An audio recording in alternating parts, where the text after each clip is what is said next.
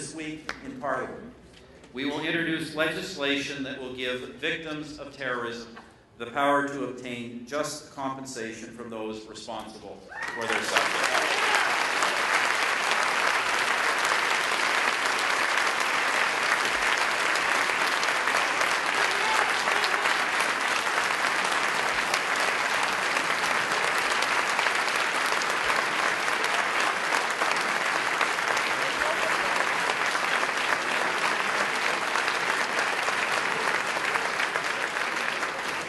By amending the State Immunity Act, this bill will allow victims to sue perpetrators and sponsors of terrorist acts, including foreign states, in Canadian courts.